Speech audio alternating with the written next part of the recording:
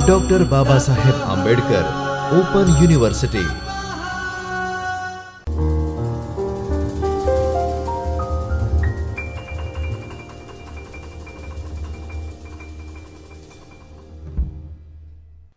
नमस्कार विद्यार्थी मित्रों, doctor Baba Saheb Ambedkar open university Ahmedabad के इस चैतन्य स्टूडियो से मैं डॉक्टर राखी जैन, असिस्टेंट प्रोफेसर संस्कृत विभाग, आप सभी विद्यार्थी मित्रों का हार्दिक स्वागत करती हूँ।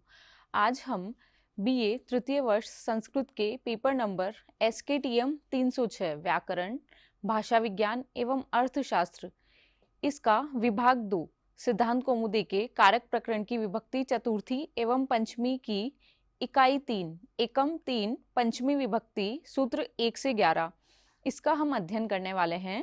विद्यार्थी मित्रों, हमने पिछली कक्षा में पंचमी विभक्ति के कुछ सूत्र और वार्तिक का अध्ययन किया था। आज हम उसी के आगे अध्ययन करने वाले हैं। तो पहला वार्तिक है यतः च अध्व काल निर्माणम तत्र पंचमी। यतः च अध्व काल निर्माणम तत्र पंचमी, इसका अर्थ है कि जिसको आधार मानकर मार्ग या काल की दूरी नापी जाती है, उस आधार सूचक शब्द में पंचमी विभक्ति का प्रयोग होता है। अर्थात इसमें कहा गया है कि जिसको आधार मानकर, जैसे कोई भी हम कहाँ से दूरी बता रहे हैं या किसी जगह की हम दूरी बता रहे हैं, तो उस दूरी के लिए हम प्रयोग करते हैं कि यहाँ से इसकी दूरी इतनी है। अर्थात वन से किसी गांव की दूरी 1 कोश है या 1 किलोमीटर है, तो हम ऐसा बोलते हैं कि वन से यह गांव 1 किलोमीटर दूर है। तो हमने आधार किसको माना? वन को आधार माना। किसकी दूरी बताने के लिए? किसी गांव की दूरी बताने के लिए। तो जिसको आधार मानकर मार्ग या काल की दूरी नापी जाती है, उस आधार सूचक शब्द में ही पंचमी विभक्ति का प्रयोग होता है। तो आधार सूचक शब्द हुआ यहाँ पर वन, तो हम वन में ही पंचमी विभक्ति का प्रयोग करेंगे। उदाहरण है वनात् ग्रामः योजनम अस्ति, अर्थात वन से गांव की दूरी कितनी है? 1 योजन है। योजन जो है वो मार्ग की दूरी नापने के लिए प्रयोग किया जाता है, 1 योजन। तो वन से गांव की दूरी कितनी है? 1 योजन। अब इसमें कहा है कि जिसको आधार मानकर मार्ग की दूरी नापी जाए, अर्थात जिसको आधार माना, इसमें वन को आधार माना और वन को आधार मानकर गांव की दूरी कितनी मानी है? 1 योजन मानी है। तो उस आधार सूचक शब्द में ही पंचमी विभक्ति का प्रयोग होगा। तो आधार सूचक शब्द है यहाँ पर वन। वन शब्द की पंचमी विभक्ति का एक वचन होता है वनात्। तो वनात् ग्रामः योजनम अस्ति, वन से गांव की दूरी कितनी है? 1 योजन है। यहाँ पर मार्गवाचक मार्ग की दूरी बताने के लिए वन का आधार लिया है, इसीलिए उस आधार सूचक शब्द में हमने पंचमी विभक्ति का प्रयोग किया। यतः च अध्व काल निर्माणम तत्र पंचमी, इस वार्तिक का प्रयोग करके। इसके बाद दूसरा वार्तिक है तद युक्तात् अध्वनः प्रथमा सप्तम्यौ। यह भी वार्तिक है। इस वार्तिक का अर्थ है कि पंचमी से युक्त मार्ग के दूरीवाचक शब्द में प्रथमा एवं सप्तमी विभक्ति का प्रयोग होता है। अब हमने इसे पिछले सूत्र में बताया कि आधार मानकर जिस मार्ग की या काल की दूरी बताई जाती है, उस मार्ग या कालवाचक शब्द में पंचमी विभक्ति का प्रयोग होगा। इसमें यह बताया है कि पंचमी से युक्त जो मार्ग है, उसके दूरीवाचक शब्द में प्रथमा एवं सप्तमी विभक्ति का प्रयोग होता है। इसको हम उदाहरण से देखते हैं। वनात् ग्रामः योजनम योजने वा अस्ति, वन से गांव की दूरी क्या है? 1 योजन है। वाक्य पहले वाले वाक्य के जैसा ही सेम वाक्य है। अब इसमें बोल रहे हैं कि पंचमी से युक्त, यहाँ पर पंचमी से युक्त मार्ग की दूरीवाचक जो शब्द है, यानी मार्ग की दूरी बताने वाला जो शब्द है, हमने दूरी किस शब्द से बताई? योजन से बताई। योजन जो है वो दूरीवाचक शब्द है। उस मार्गवाचक या दूरीवाचक शब्द में प्रथमा एवं सप्तमी विभक्ति का प्रयोग होता है। उदाहरण है वनात् ग्रामः योजनम योजने वा अस्ति। यह जो है मार्गवाचक या दूरीवाचक शब्द पंचमी विभक्ति से युक्त है, पंचमी विभक्ति का प्रयोग किया है वनात् में। और दूरीवाचक शब्द में हम कौन सी विभक्ति का प्रयोग करेंगे? प्रथमा एवं सप्तमी। प्रथमा विभक्ति है योजनम और उसी की सप्तमी विभक्ति है योजने। तो वनात् ग्रामः योजने अस्ति या वनात् ग्रामः योजनम अस्ति, इन दोनों ही वाक्यों का हम प्रयोग कर सकते हैं और दोनों ही वाक्य शुद्ध माने जाएंगे। किस वार्तिक से? तद युक्तात् अध्वनः प्रथमा सप्तम्यो, इस वार्तिक से। इसके बाद अगला वार्तिक है कालात् सप्तमी च वक्तव्या। इस वार्तिक का अर्थ है कि पंचमी से युक्त कालवाचक शब्द में सप्तमी विभक्ति का प्रयोग होता है। पंचमी से युक्त जो दूरीवाचक शब्द था, मार्गवाचक शब्द था, उसमें प्रथमा विभक्ति का भी प्रयोग कर सकते हैं और सप्तमी का भी प्रयोग कर सकते हैं पिछले वाले वार्तिक के अनुसार। लेकिन इस वार्तिक के अनुसार जो कालवाचक शब्द होगा, कालवाचक जो शब्द है वो पंचमी से युक्त होने पर उसमें हम सिर्फ सप्तमी विभक्ति का ही प्रयोग करेंगे, प्रथमा विभक्ति का प्रयोग नहीं होगा। किसमें? कालवाचक शब्द में। कालवाचक शब्द कुछ भी हो सकता है, जैसे मास, सप्ताह, कुछ भी काल, समय को बताने वाला जो शब्द होता है वो कुछ भी हो सकता है। तो उस कालवाचक शब्द में हम सप्तमी विभक्ति का प्रयोग करेंगे इस वार्तिक से, लेकिन वो कालवाचक शब्द पंचमी विभक्ति से युक्त होना चाहिए। उदाहरण से देखते हैं, कार्तिकयाः आग्रायणी मासे। कार्तिक से एक मास में, यानी कार्तिक पूर्णिमा से एक मास में आग्रायणी आती है। तो यहां पर क्या कहा गया है? कार्तिकयाः, यानी कार्तिक से। यहां पर पंचमी विभक्ति का प्रयोग किया गया है और पंचमी विभक्ति से युक्त यहां पर कालवाचक शब्द क्या है? मास। तो कालवाचक शब्द में हम कौन सी विभक्ति का प्रयोग करेंगे? सप्तमी विभक्ति का।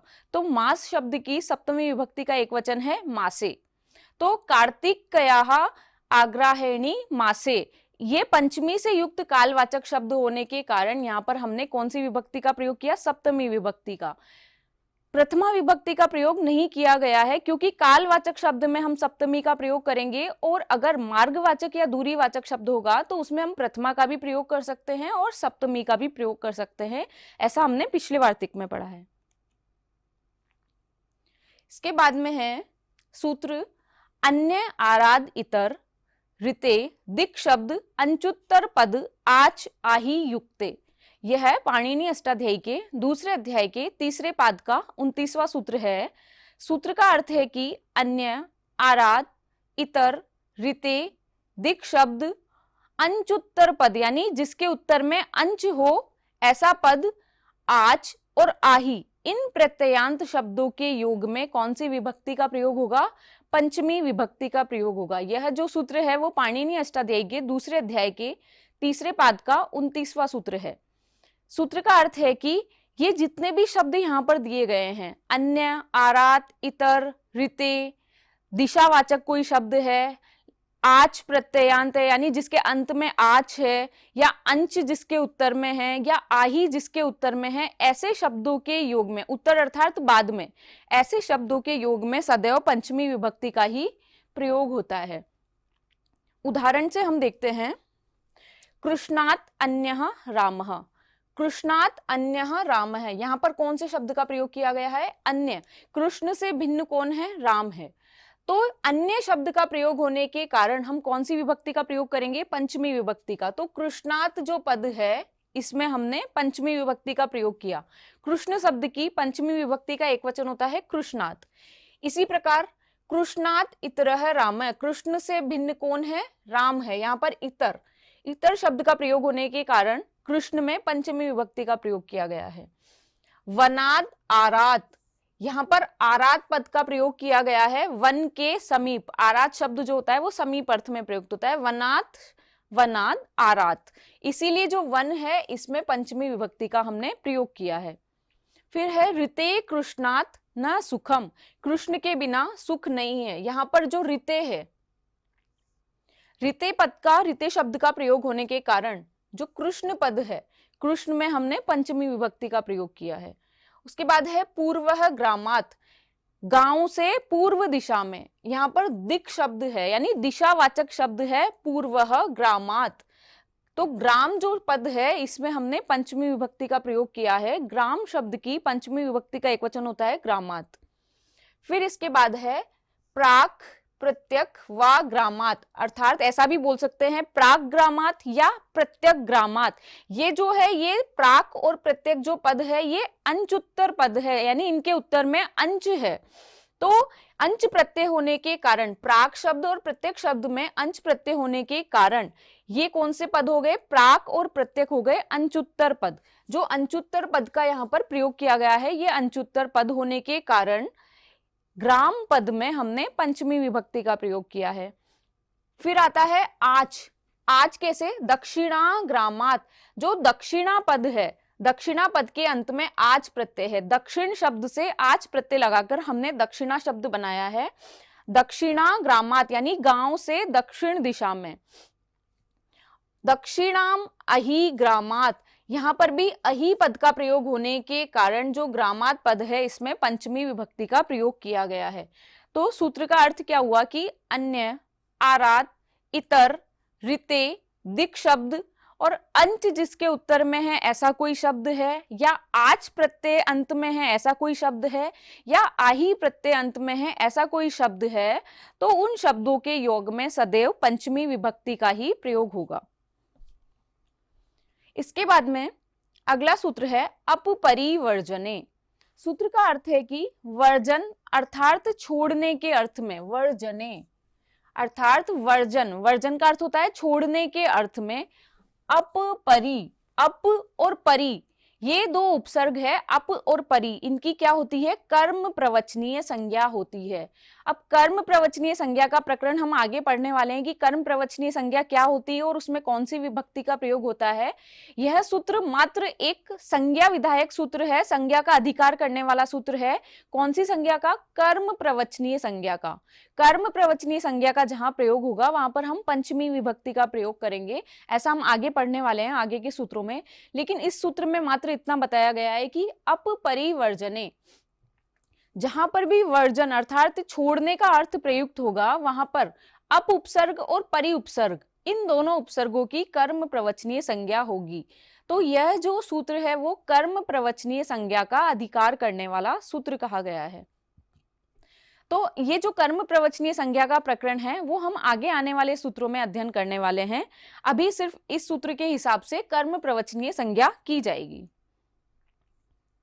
तो विद्यार्थी मित्रों, आज हमने पंचमी विभक्ति के कुछ वार्तिक और कुछ सूत्रों का अध्ययन किया। आगे हम पंचमी विभक्ति का ही अध्ययन करने वाले हैं जो कर्म प्रवचनीय संज्ञा का प्रकरण शुरू होगा। तो विद्यार्थी मित्रों, आगे आने वाली कक्षा में हम आगे के सूत्रों का अध्ययन करेंगे। तब तक के लिए धन्यवाद।